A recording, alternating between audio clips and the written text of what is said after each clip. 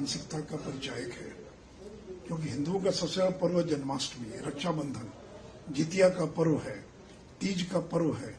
इन सारी छुट्टियों को रद्द कर दिया गया। कार्तिक पूर्णिमा, गुरु नानक देव की जयंती, श्री बाबू की जयंती, ये जो महत्वपूर्ण दिवस हैं और हिंदुओं के जो महत्वपूर्ण त्योहार हैं, उनकी छुट्टियों को आपने रद्द कर दिया। और दिवाली से लेकर छठ तक 9 दिन की छुट्टी होती थी, उसमें कटौती कर उसको 4 दिन कर दिया गया। अगर इसका औचित्य क्या है? बिहार में छठ का पर्व घर घर में मनाया जाता है। नहाए खाए, खरना, शाम का अर्घ, सुबह का अर्घ, लगातार पूरा बिहार पूजा पाठ में डूबा रहता है।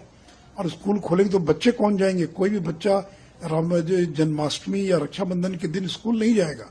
और तर्क क्या दिया जा रहा है? तर्क ये दिया जा रहा है कि राइट टू एजुकेशन के तहत 220 दिन प्राथमिक और मध्य विद्यालयों को चलाया जाना आवश्यक है। लेकिन नीतीश जी, शिक्षा के अधिकार के तहत ये भी तो प्रावधान है कि शिक्षकों को गैर शैक्षणिक कार्यों में नहीं लगाया जाएगा।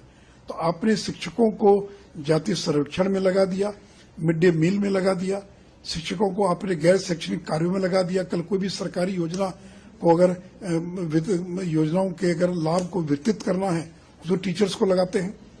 तो आप अगर गैर शैक्षणिक कार्यों से टीचर्स को निकाल देते तो इस कटौती की जरूरत नहीं पड़ती। फिर मोहम्मद साहब का जन्मदिन हो, चेलूम हो, उसकी छुट्टी बरकरार है, वो रहनी चाहिए। हम उसके पक्ष में, हम कोई मोहम्मद साहब और चेलूम की छुट्टियों को रद्द करने के पक्ष में नहीं है। लेकिन भगवान कृष्ण का जन्मदिवस है, जन्माष्टमी के दिन, उस छुट्टी को आपने क्यों रद्द कर दिया?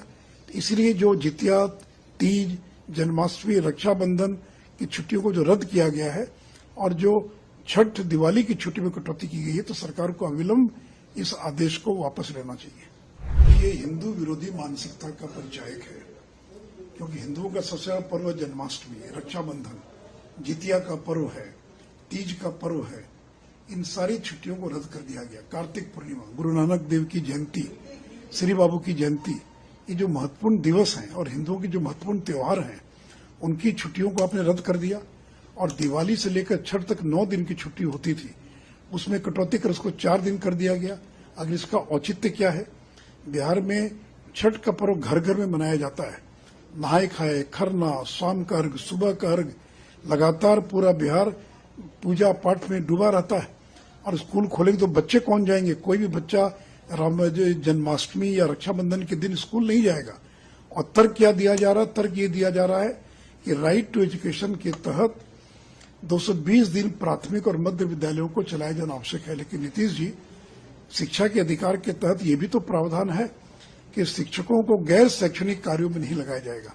तो आपने शिक्षकों को जाति सर्वेक्षण में लगा दिया, मिड डे मील में लगा दिया, शिक्षकों को आपने गैर शैक्षणिक कार्यों में लगा दिया। कल कोई भी सरकारी योजना को अगर योजनाओं के अगर लाभ को वितरित करना है तो टीचर्स को लगाते हैं। तो आप अगर गैर शैक्षणिक कार्यों से टीचर्स को निकाल देते तो इस कटौती की जरूरत नहीं पड़ती। फिर मोहम्मद साहब का जन्मदिन हो, चेलूम हो, उसकी छुट्टी बरकरार है, वो रहनी चाहिए। हम उसके पक्ष में, हम कोई मोहम्मद साहब और चेलूम की छुट्टियों को रद्द करने के पक्ष में नहीं है। लेकिन भगवान कृष्ण का जन्मदिवस है, जन्माष्टमी के दिन, उस छुट्टी को आपने क्यों रद्द कर दिया? इसलिए जो जितिया, तीज, जन्माष्टमी, रक्षाबंधन की छुट्टियों को जो रद्द किया गया है और जो छठ, दिवाली की छुट्टी में कटौती की गई है, तो सरकार को अविलंब इस आदेश को